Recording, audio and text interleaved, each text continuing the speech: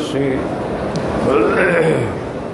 فی فضیلت التوبۃ و احکام الحج فی الوعظ والارشاد۔ الحمد للہ وکفی والصلاة والسلام علی خاتم الانبیاء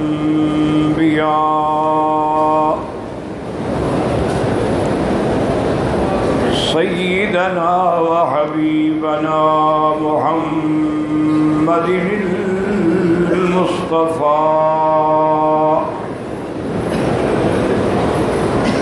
وعلى آله المجتبى وأصحابه النجبى۔ اللهم صل على سيدنا محمد النبي الأمي الهاشمي وعلى آله وأصحابه نجوم الهدى۔ أما بعد فقد قال الله تبارك وتعالى في القرآن المجيد والفرقان الحميد: أعوذ بالله من الشيطان الرجيم، بسم الله الرحمن الرحيم۔ يا أيها الذين آمنوا توبوا إلى الله توبة نصوحا عسى ربكم أن يكفر عنكم سيئاتكم ويدخلكم جنات تجري من تحتها الأنهار۔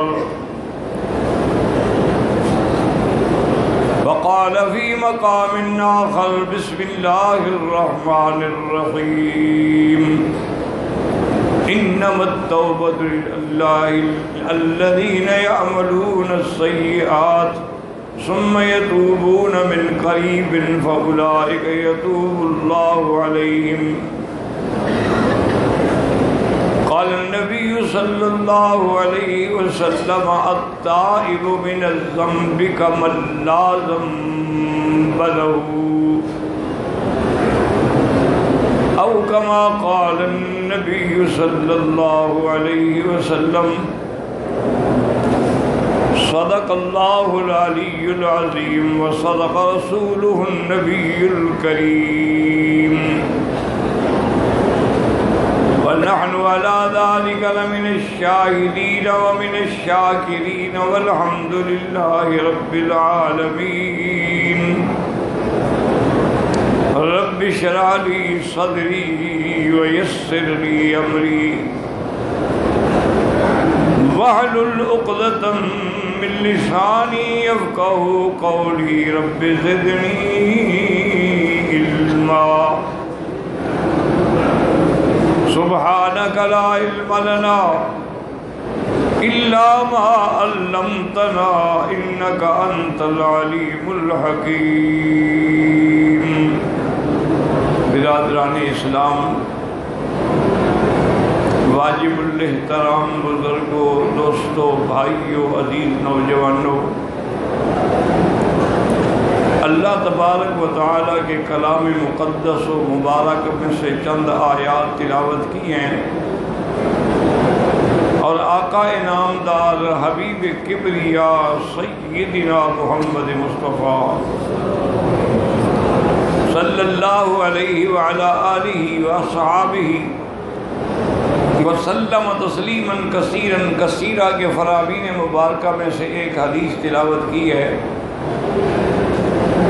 دعا فرمائیں کہ اللہ تعالیٰ اس عاجز کو بالاہل صحت عافیت کاملہ عاجلہ دائمہ اور حق بات بیان کرنے کی توفیق عطا فرمائیں، آپ کو سننے سمجھنے کی، ہم سب کو حق پر چلنے کی توفیق عطا فرمائیں۔ پروردگار عالم تمام آنے والوں کی حاضری، حج، عبادات، زیارات، صدقات، خیرات منظور و مقبول فرمائیں۔ میں نے آج کے درس میں جو آیت تلاوت کی ہے اس میں اللہ نے اپنے بندوں کو، ایمان والوں کو حکم دیا کہ ایمان والو اگر غلطی ہو جائے، گناہ ہو جائے، خطا ہو جائے، توبہ کرو۔ توبہ کا معنی کیا ہوتا ہے؟ رجوع کرنا، لوٹنا۔ اچھا، خدا کی شان ہے یہ لفظ بندے پر بھی استعمال ہوتا ہے اور خدا پر بھی استعمال ہوتا ہے۔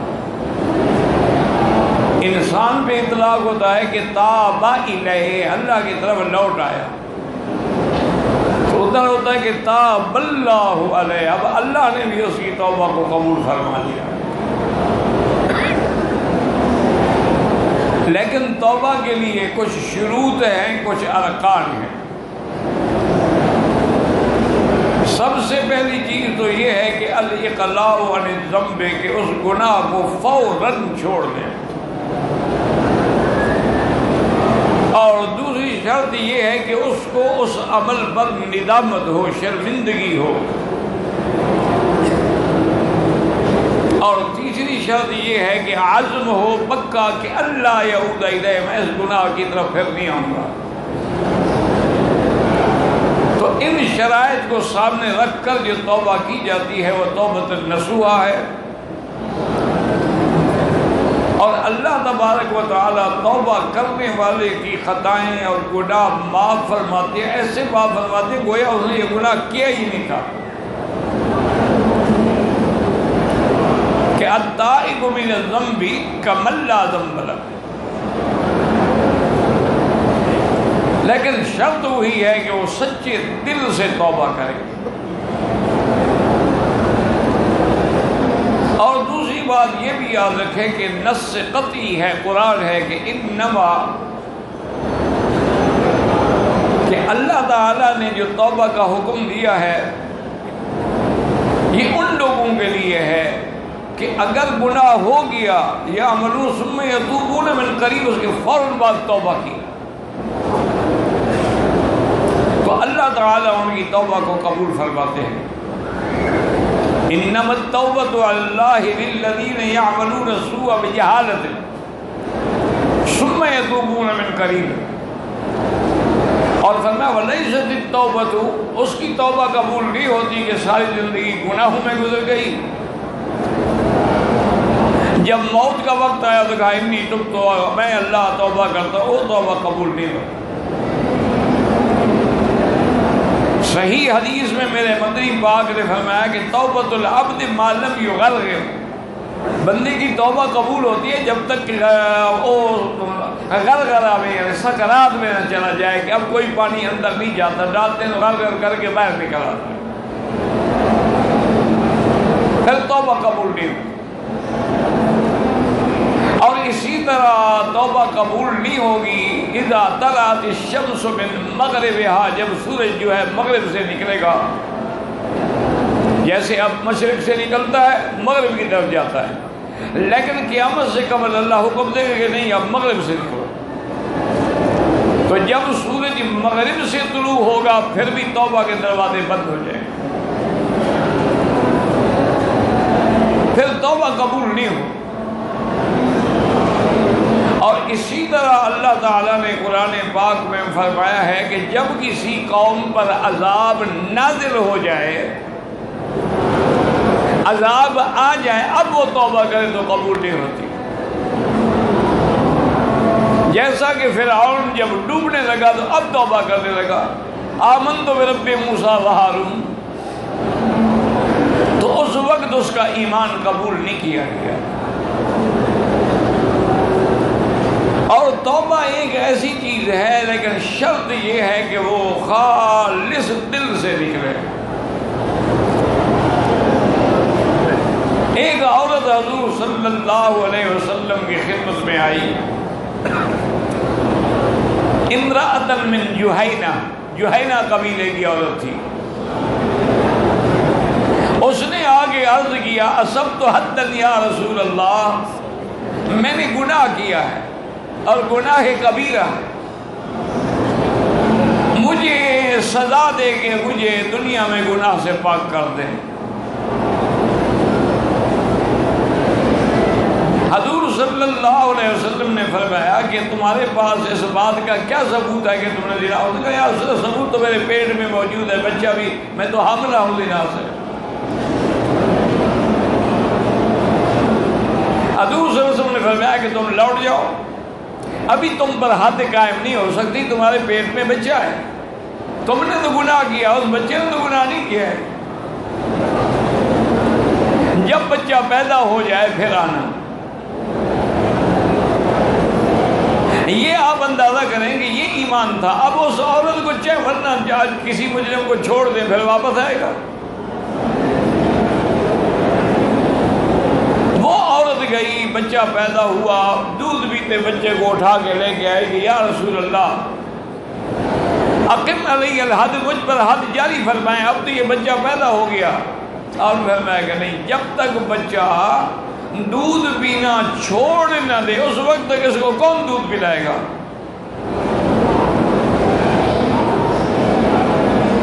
پھر تو مانا۔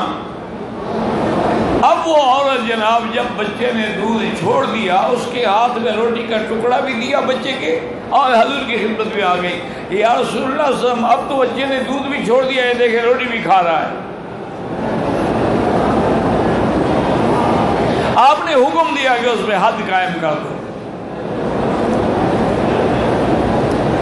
اس پہ حد قائم ہو گئی۔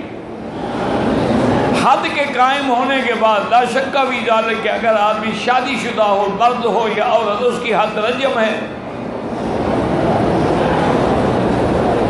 لیکن جب اس کے جنازے کا وقت آیا تو حضور پاک جنازہ پڑھنے کے لیے تشریف لے آئے۔ حضرت عمر رضی اللہ تعالی عنہ نے عرض کیا کہ یا رسول اللہ اتصلی علیہ وہی ذرت، کہ حضور اس نے تو زنا کیا، اتنا بڑا گناہ کیا، اور آپ اس پر جنازہ پڑھیں گے؟ آپ نے فرمایا عمر اس نے ایسی توبہ کی ہے کہ اگر مدینہ منورہ کے بڑے 70 گناہ گاروں پر بھی میں تقسیم کروں تو سب کے گناہ معاف ہو جائیں گے۔ انہوں نے توبہ کر دی۔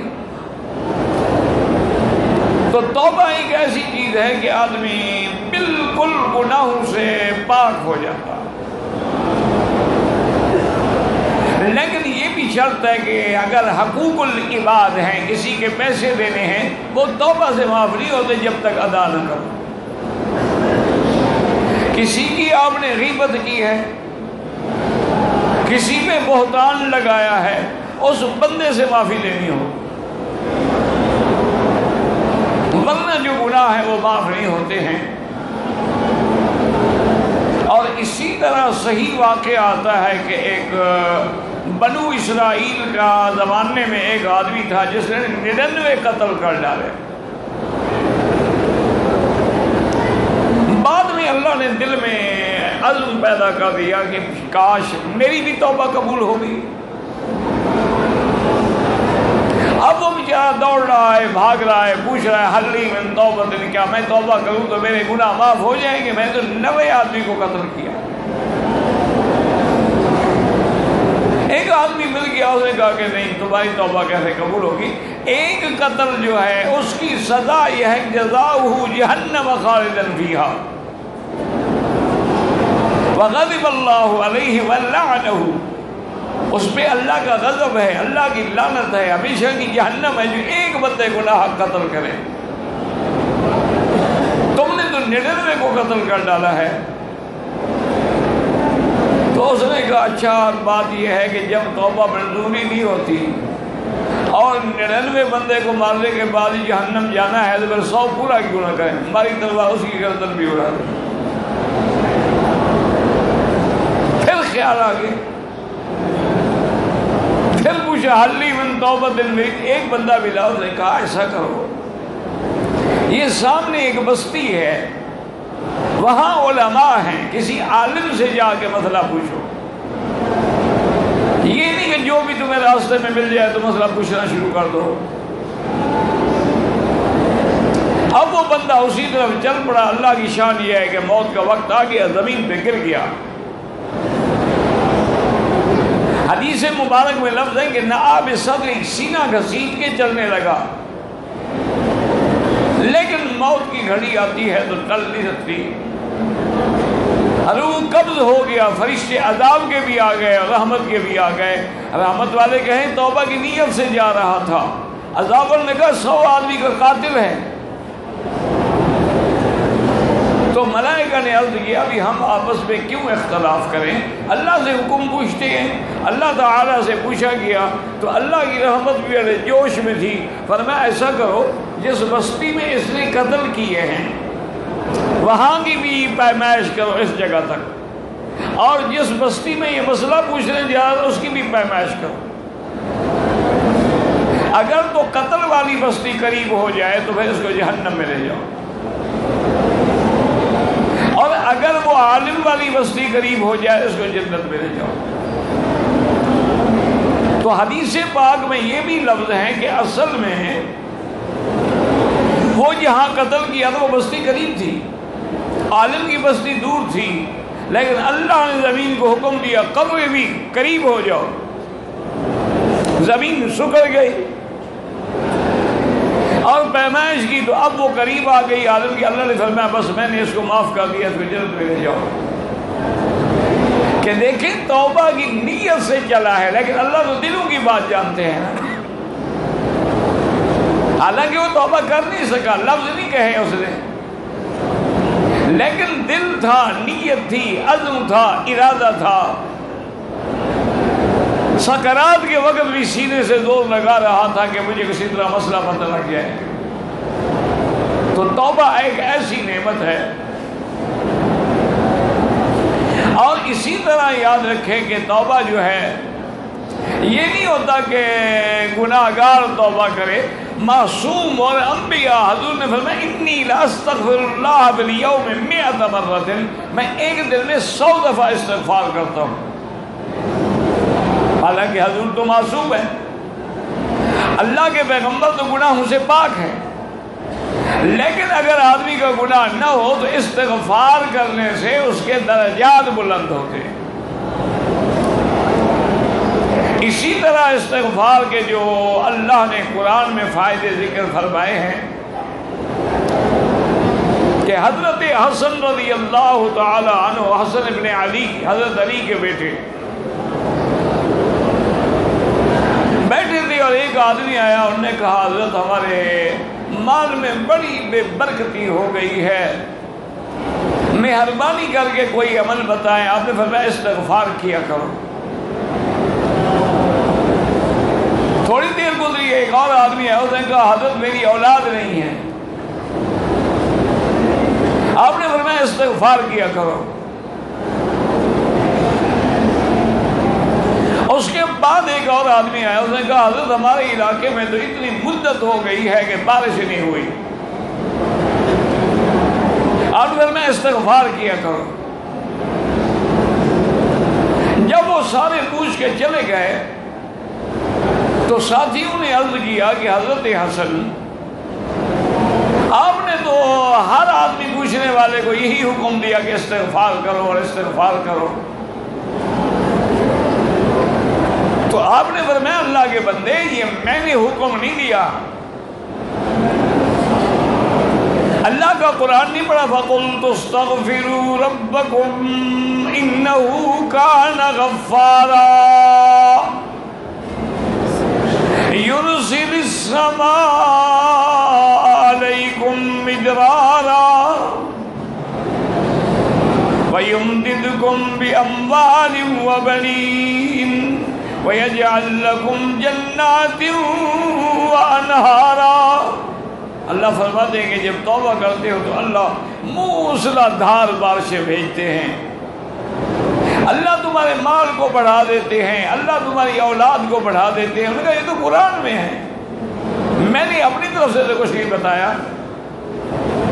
تو اس لیے علماء نے لکھا ہے کہ اگر رزق میں تنگی ہے، کاروبار میں ناکامی ہے، اولاد نہیں ہو رہی ہے، علاقے میں قحط پڑا ہوا ہے، تو کثرت سے استغفار کر. لیکن ایک بات یاد رکھیں، کبھی استغفار انفرادی ہوتا ہے کہ ہر بندہ استغفار کرے، کبھی ہمارے گناہ چونکہ عام ہوتے ہیں تو اس کے لیے بھی لازم ہے کہ ساری قوم مل کر اللہ کے دروازے پہ گر جائے، اللہ کے دروازے پہ گر کے توبہ کرے۔ اور استغفار کے جو لفظ ہیں، استغفر اللہ الذی لا الہ الا هو الحی القیوم واتوب الیہ، اگر یہ یاد نہ ہو تو پھر استغفر اللہ استغفر اللہ استغفر اللہ۔ اسی طرح احادیث مبارکہ میں اور قرآن میں بھی موجود ہے کہ حضور کے 3 صحابہ، اتفاق ایسا ہوا کہ حضور خیبر کے گئے، غزوے کے لیے تشریف لے گئے، اور 3 صحابہ جو تھے پیچھے رہ گئے۔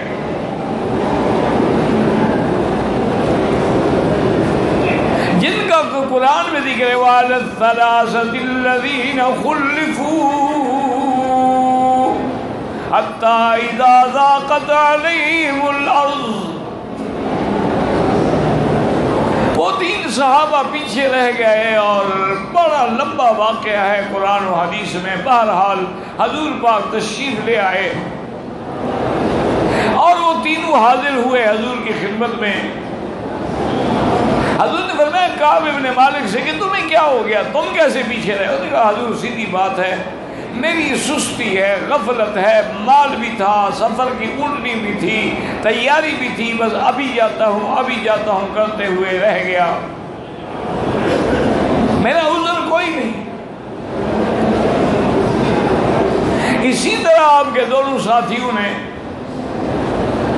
ہلال ابن امیہ اور مرارۃ ابن ربیع، انہوں نے بھی سچی بات کی۔ حضور نے فرمایا ابھی اب تم لوگوں کا معاملہ جو ہے وہ اللہ کے سپرد ہے، اب اللہ جو بھی فیصلہ فرمائیں گے۔ حضرت کعب فرماتے ہیں اس کے بعد حضور نے حکم دے دیا صحابہ کو کہ آج کے بعد ان سے بالکل مقاطعہ کر لو، کوئی نہ ان کو ملے، نہ ان کا حال حوال پوچھے، نہ ان کے پاس جائے، نہ ان کے پاس سے آئے۔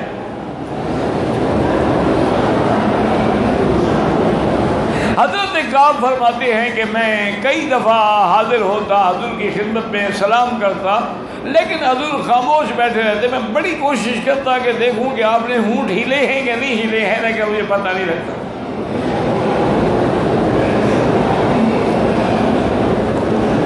حضرت کعب فرماتے ہیں کہ حضور صلی اللہ علیہ وسلم کا پیغام پہنچا کہ اب تمہاری بیوی بھی تمہارے ساتھ نہیں رہ سکتی، اس کو والدین کے گھر میں بھیج دو۔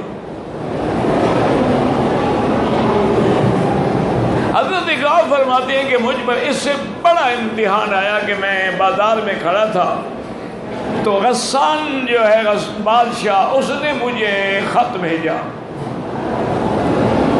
اس نے کہا کہ میں نے سنا ہے کہ تمہیں تمہارے آقا نے دھتکار دیا ہے، بولنا بند ہے، بائیکاٹ ہے، مقاطعہ ہے، تم میرے پاس آ جاؤ، میں تمہاری قدر کروں گا اور تمہیں وزیر بناؤں گا۔ کہتے ہیں کہ میں نے اس کو قاصد کو کہا کہ دیکھو خط کو پھاڑا اور تنور جل رہا بنے گا، جا کے اس کو یہی بیان دے دو، یہی جواب دے دو میری طرف سے، میں حضور کے دروازے پر ایک چپراسی بن کے تیری وزارت پہ لات مارتا ہوں۔ اب وہ حضرت کعب فرماتے ہیں کہ ہم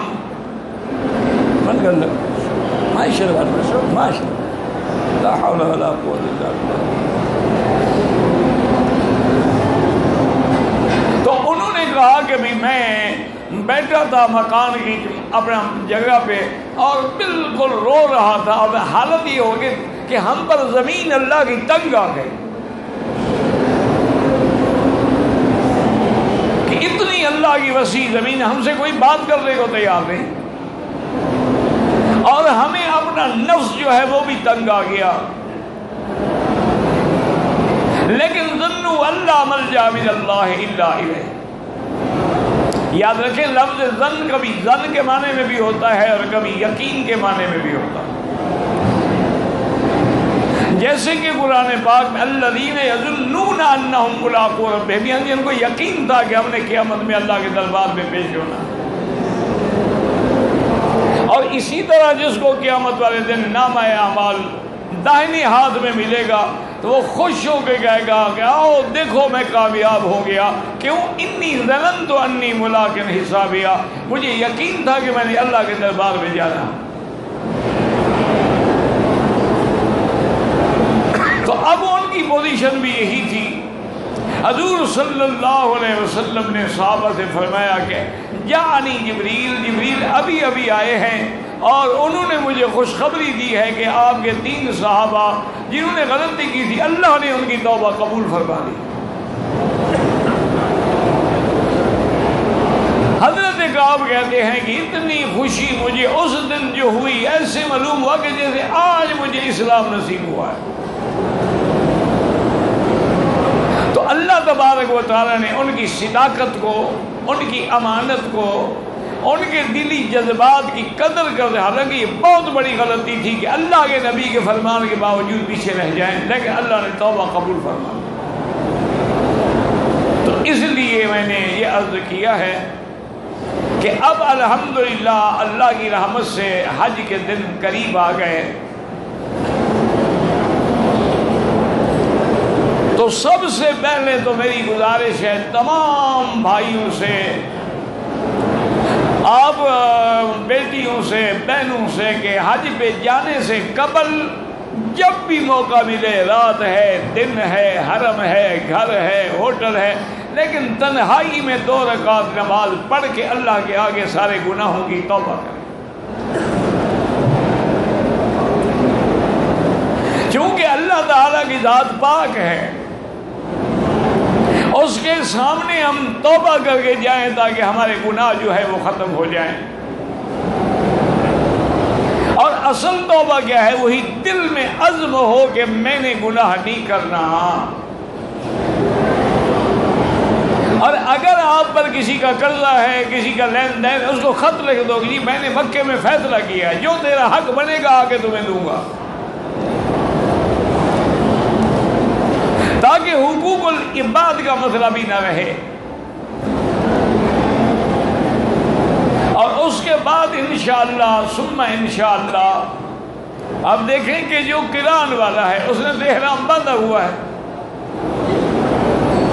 उसको तो अब मजीद एहराम नहीं बांधना, क्योंकि वो हज और उम्रा दोनों का मिला के एहराम बांधा है उसने। अलबत्ता जो तमत्तो वाले हैं वो अब फिर एहराम बांधेंगे, हज अफराद वाले हैं वो भी एहराम बांधेंगे।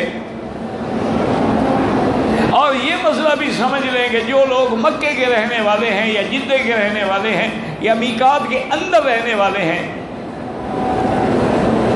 उन सब के लिए हज इफराद होगा। ये नहीं कि इफराद में कोई कमी, हज है। लेकिन तमत्तो और गिरान वो करेंगे जो मीकात के बाहर से आएंगे। जो यहाँ रहते हैं, अब जिद्दे रहते हैं, वो भी मीकात के अंदर है।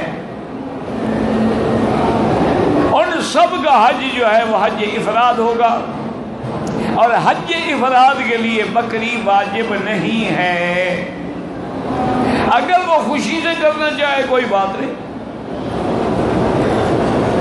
लेकिन तमत्तो वाले के लिए बकरी लाजिम है,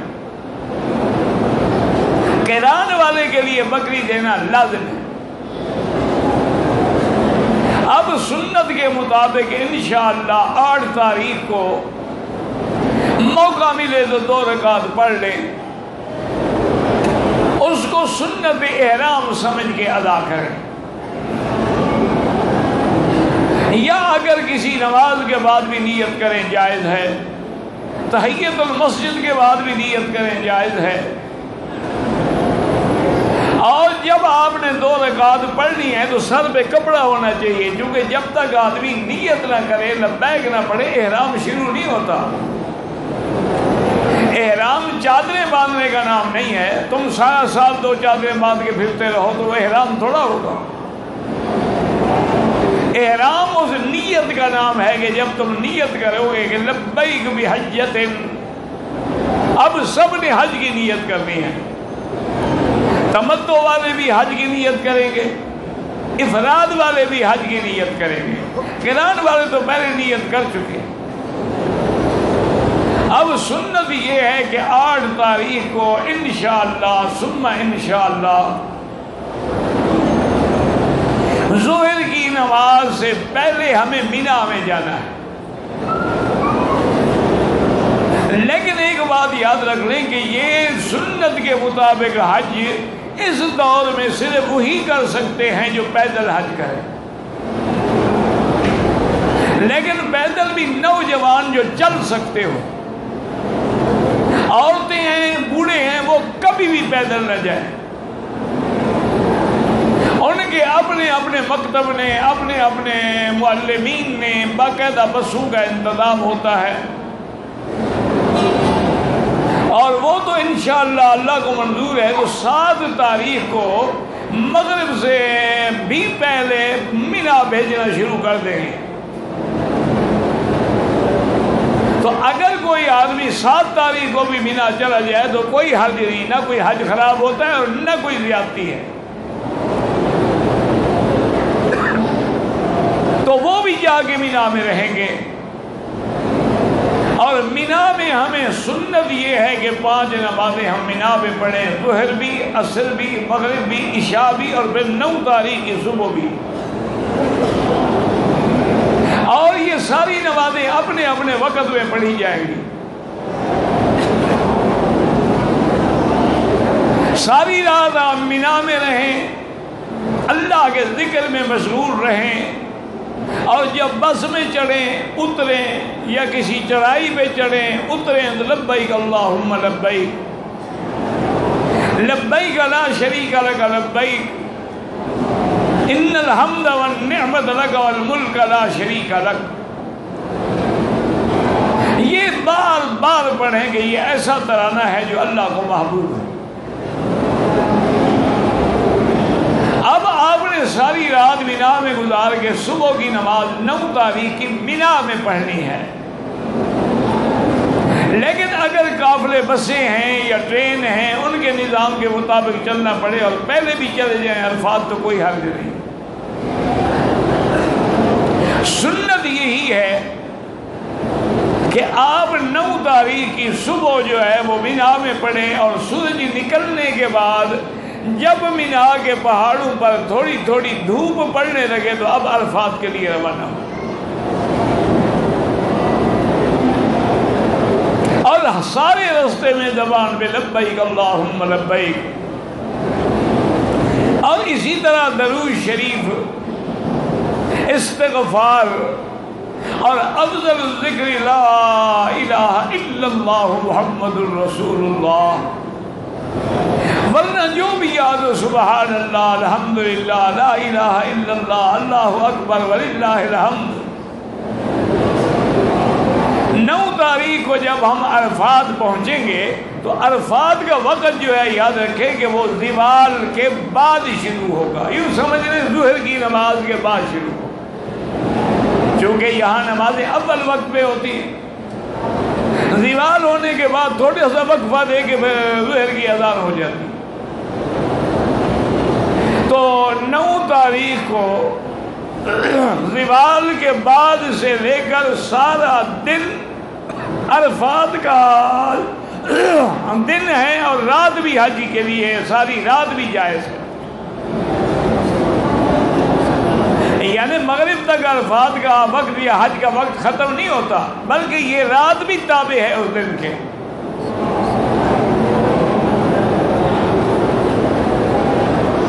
اور اسی میں اگر آپ غور کریں تو اللہ کا اپنے بندوں پہ کتنا احسان ہے کہ سارا سال تو دن جو ہے وہ رات کے تابع ہوتا ہے. جیسے آپ کہتے ہیں جی جمعہ رات ہے، جمعہ تو کل ہوگا، لیکن عرفات کی رات کو اللہ نے عرفات کے دن کے تابع کر دیا ہے، اور صبح صادق تک جو ہے وہ حج کا وقت ہے. تو اس کا مسئلہ یوں سمجھ رہے ہیں کہ مثلاً ایک آدمی احرام باندھ کے عشاء کے بعد یا آدھی رات کو بھی عرفات پہنچ گیا، نیت ہے، احرام ہے، لبیک پڑھتے ہوئے، تو وہ حاجی ہو گیا.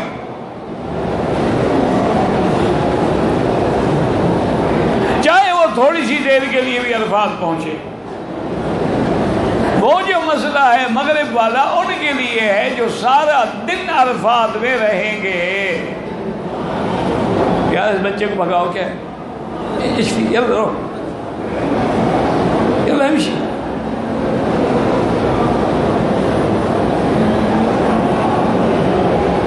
اچھا، عرفات کے اندر جو ہے ہم نے 2 نمازیں پڑھنی ہیں، ایک ظہر کی نماز اور ایک عصر. اس میں ائمہ کا اختلاف یہ ہے کہ امام ابو حنیفہ رحمۃ اللہ علیہ کے نزدیک جو مقیم ہیں، مکے کے رہنے والے ہیں، یا مکے میں 20 دن سے زیادہ ہو گئے، 15 دن سے زیادہ ہو گئے، وہ کہتے ہیں مقیم ہے تو نماز پوری پڑھیں گے. اگر مسافر ہے تو پھر 2 رکعت پڑھیں گے. اور ان کے لیے ایک یہ شرط بھی ہے کہ نماز پڑھانے والا بادشاہ کا نائب ہو. پھر آپ جمع بھی کر سکتے ہیں ظہر عصر کو اور 2 رکعت پڑھیں گے. تو لہذا مہربانی کر کے آپ حج پہ آئے ہیں، مسائل میں جھگڑوں میں نہ الجھیں، ورنہ سب کے بعد دلائل ہیں. جو لوگ 2 رکعت پڑھتے ہیں وہ کہتے ہیں حضور پاک نے حج میں 2 رکعت پڑھی. آپ نے مینا میں بھی، عرفات میں بھی، مزدلفہ میں بھی، پھر مینا میں بھی 2 رکعت پڑھی ہیں اور جمع بھی کیا ہے 2 نمازوں میں. امام صاحب فرماتے ہیں حضرت حج الگ فرض ہے، نماز الگ فرض ہے. حضور نے 2 پڑھی ہیں، آپ تو مدینہ سے آئے تھے، آپ تو مسافر تھے. لیکن آپ ان جھگڑوں میں بالکل نہ پڑیں. یہ علمی اختلاف ہے، یہ کوئی ذاتی اختلاف نہیں ہے. آپ کو جیسے اللہ موقع عطا فرمائے، مثلا آپ مسجد خیف پہنچ گئے یا مسجد نمر عرفات میں پہنچ گئے تو امام کا خطبہ بھی سنیں اور دونوں نمازیں امام صاحب کے ساتھ پڑھیں اور دونوں جمع بھی کریں اور قصر بھی پڑھیں. لیکن اگر آپ مسجد سے دور ہیں، نہیں پہنچ سکتے ہیں، تو اپنے اپنے کیمپ میں بھی الحمدللہ علماء ہوں گے، نمازیں ہوں گی، جماعتیں ہوں گی، دعائیں ہوں گی، کوئی گھبرانے کی ضرورت نہیں. لیکن اللہ تبارک و تعالیٰ کی رحمت سے امید یہ ہے کہ سب کی حاضری جو ہے انشاءاللہ اور نمازیں قبول ہوگی. اور عرفات کے میدان میں ایک تو درود ابراہیمی جو نماز میں پڑھتے ہو کم از کم ایک تسبیح یعنی 100 دفعہ پڑھیں. استغفار کم از کم 100 دفعہ پڑھیں. اور سورۃ اخلاص قل هو اللہ احد اللہ الصمد یہ بھی کم از کم 100 دفعہ پڑھیں. اور لا الہ الا اللہ وحدہ لا شریک لہ لہ الملک وله الحمد یحیی و یمیت وهو علی کل شیء قدیر کم از کم 100 دفعہ پڑھیں. آیت کریمہ لا الہ الا انت سبحانک انی کنت من الظالمین کم از کم 100 دفعہ پڑھیں. اور پھر باہر نکل کر خیموں سے دھوپ میں کھڑے ہو کر لمبی لمبی دعائیں، یعنی اتنی لمبی دعا ہو کہ دعا مانگتے مانگتے سورج غروب ہو جائے. اپنی زبان میں دعائیں مانگیں، عربی میں دعائیں مانگیں، قرآن پاک والی دعائیں مانگیں، حدیث مبارک میں جو دعائیں آئی ہیں وہ مانگیں، یا کوئی دعاؤں کی کتاب ہے تو اس سے دیکھ کے دعائیں مانگیں. اور تمام عالم اسلام کے لیے دعائیں مانگیں. اور خاص طور پر ہمارے مسلمان جس ظلم میں ہیں، کشمیر کے اندر، فلسطین کے اندر، شام کے اندر، ان سب کے لیے دعائیں مانگیں. اور جن جن ملکوں میں عالم اسلام اور مسلمانوں پہ ظلم کے پہاڑ توڑے جا رہے ہیں ان کے لیے آپ کچھ نہیں کر سکتے، دعا تو کر سکتے ہیں. اور جو لوگ بے وجہ شہید کیے گئے ان کے لیے دعائیں مانگیں. اس ملک کے لیے دعائیں مانگیں کہ اللہ اس بلد الامین کو قیامت تک ہر فتنے سے محفوظ رکھے. اور اسی طرح پاکستان کے لیے بھی دعا کریں. کیونکہ اس وقت پوری دنیا کے کفر کی نظر جو ہے وہ یا اس ملک میں ہے یا پاکستان پہ ہے، کہ اللہ تبارک و تعالی ان دو ملکوں کو اور تمام اسلامی ملکوں کو ہر قسم کے فتنے سے محفوظ رکھے، اور سارا دن عرفات میں گزارنے کے بعد جب سورج ڈوب جائے، غروب ہو جائے، اب عرفات سے آپ مزدلفہ کے لیے چلیں۔ اچھا یہ ہوتا ہے کہ عرفات سے نکلتے ہوئے وضو بھی کر لیں، تیاری کر لیں، پانی بھی رکھ لیں، تاکہ اگر مزدلفہ میں فوراً وضو بنانا پڑے تو پریشانی نہ ہو۔ باقی کھانے پینے کا فکر نہ کریں، وہ تو اتنا انشاءاللہ کھانے بھی اور فروٹ بھی اور جوس بھی اور ہر چیز اتنی ملے گی کہ کبھی تم نے گھر میں بھی نہیں خریدی ہوگی، اس کا کوئی غم نہ کریں۔ اللہ والے لوگ جو ہیں الحمدللہ بادشاہ نے اور بڑے بڑے شہزادوں نے تو باقاعدہ کنٹینر لگائے ہوئے ہوتے ہیں نا، کہیں لسی تقسیم ہو رہی ہے، کہیں دہی تقسیم ہو رہی ہے، کہیں جوس تقسیم ہو رہے ہیں، اور بعض اہل خیر جو ہیں جن کو اللہ نے دولت دی ہے ان کی طرف سے بھی ماشاءاللہ قدم قدم پہ یا فروٹ تقسیم ہو رہے ہیں، پانی تقسیم ہو رہا ہے، کوئی اس کا غم نہ کریں کھانے پینے کا۔ آپ مزدلفہ میں پہنچنے کے بعد دو نمازیں جمع کریں گے، مغرب بھی اور عشاء بھی۔ اذان ایک ہوگی لیکن تکبیر الگ الگ ہوگی، پہلے مغرب پڑھیں گے پھر اس کے بعد عشاء پڑھیں گے۔ دونوں نمازیں پڑھ کے حنفی حضرات کے لیے تو وتر پڑھنا بھی ضروری ہے، جو وتر واجب ہے۔ باقی جو اللہ توفیق دے ذکر کی، نفل پڑھنے کی، لیکن آرام بھی کریں گے۔ حضور پاک نے مزدلفہ کی رات آرام بھی فرمایا،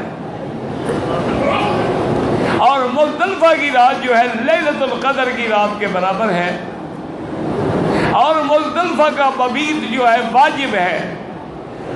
صرف ان لوگوں پر جو ملازم ہیں، ڈاکٹر ہیں، ڈیوٹی پہ ہیں، حرم کے خادم ہیں یا عورتیں ہیں بوڑھی، ان کو اجازت ہے کہ آدھی رات گزرنے کے بعد وہ مزدلفہ سے چل پڑے مینا کے لیے، ورنہ مبیت جو ہے وہ واجب ہے۔ اگر کوئی چھوڑ کے نکل گیا دم پڑ جائے گی۔ اب صبح کی نماز جو ہے 10 تاریخ کی وہ آپ نے مزدلفہ میں پڑھنی ہے، اور نماز کے بعد کھڑے ہو کے لمبی لمبی دعائیں کریں، رو رو کے دعائیں کریں، گڑ گڑا کے دعائیں کریں۔ علم تبکو فتباکو، رونا نہ آئے تو رونے والی شکل بنائیں، اور اس کے بعد جو ہے آپ مینا کے لیے چل پڑے۔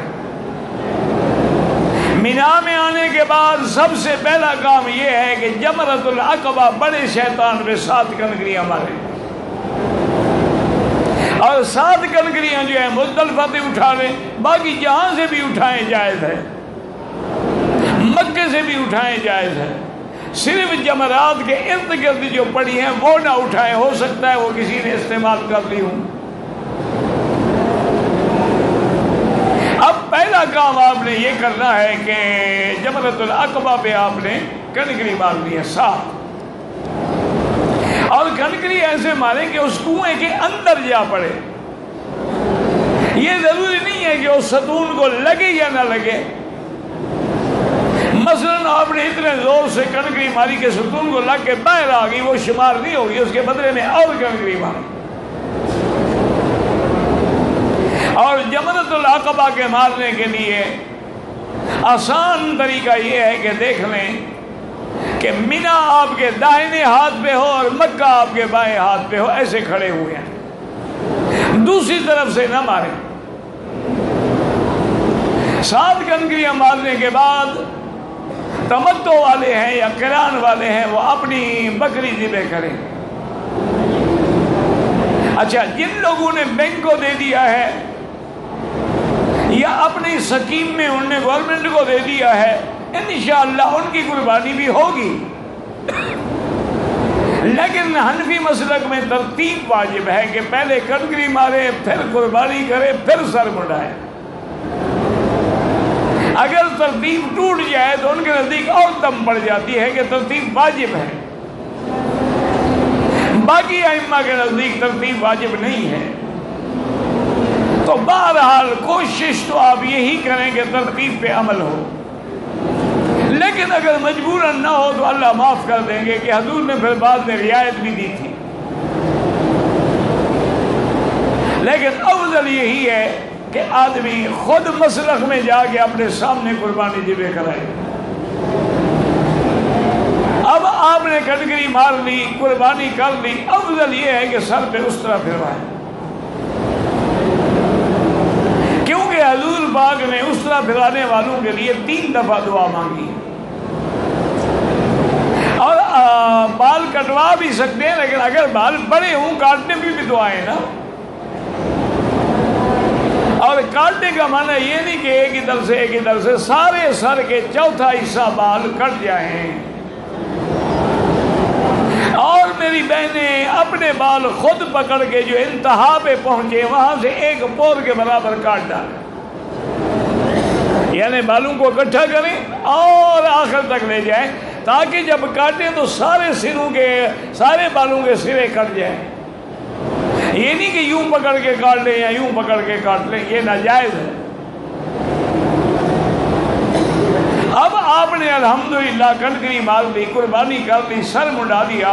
عورت بھی اگر چاہے حیض میں بھی ہے وہ منی جا سکتی ہے، عرفات جا سکتی ہے، مزدلفہ جا سکتی ہے، کنکری مار سکتی ہے، اس کی قربانی ہو سکتی ہے، بال کاٹ سکتی ہے، صرف طواف اور نماز نہیں پڑھ سکتی۔ تو اب جناب یہ ہے کہ آپ احرام سے نکل گئے، یعنی سب کچھ حلال ہو گیا ماں سوا بیوی کے۔ بیوی حلال نہیں ہوگی جب تک کہ طواف زیارت رہو، اور طواف زیارت کے لیے آپ 10 کو آ جائیں، 11 کو آ جائیں، 12 کو آ جائیں۔ حنفی مسلک میں تو 12 تاریخ کے غروب شمس سے پہلے، باقی ائمہ کے نزدیک بعد میں بھی ہو سکتا ہے۔ طواف زیارت کرنے کے بعد، صفا مروہ دوڑنے کے بعد پھر واپس مینا آ جائیں۔ 11 تاریخ کو وقت شروع ہوگا زوال کے بعد، پہلے چھوٹے شیطان پہ، پھر درمیانہ، پھر بڑے پہ ماریں گے، اور اسی طرح 12 تاریخ کو بھی وقت شروع ہوگا زوال کے بعد، پہلے چھوٹے پہ ماریں گے، پھر درمیانے پہ، پھر بڑے۔ اس کے بعد آپ مکہ آ جائیں، الحمدللہ آپ کا حج مکمل ہو گیا۔ اور کوئی اگر مینا میں رہنا چاہتا ہے پھر اس کو 13 تاریخ کی کنکریاں بھی مارنی ہوگی، کہ وہ 13 تاریخ کو بھی کنکری مارے گا ہر حال میں۔ اب مکے میں آنے کے بعد آپ اپنی عبادات میں لگے رہیں، پھر جس دن جانا ہو اس دن طواف الوداع کریں۔ اگر عورت کو ایام حیض آ گئے ہیں طواف الوداع معاف ہے، لیکن طواف زیارت معاف نہیں ہوتا۔ طواف زیارت کے لیے اس کو فلائٹ چھوڑنی پڑے چھوڑ دے، قبیلہ چھوڑنا پڑے چھوڑ دے، گروپ چھوڑنا پڑے چھوڑ دے، کیونکہ جب تک طواف زیارت نہیں ہوگا نہ حج مکمل ہوگا، نہ خامد بے حلال ہوگی۔ تو یہ سارا کچھ کرنے کے بعد الحمدللہ پھر مدینے جانے والے مدینہ منورہ روانہ ہوں گے، اور اپنے ملکوں کے جانے والے اپنے ملکوں کی طرف روانہ ہوں گے، اور اللہ آپ کو بھی اور ہم سب کو صحیح معنی میں سنت کے مطابق حج نصیب فرمائے۔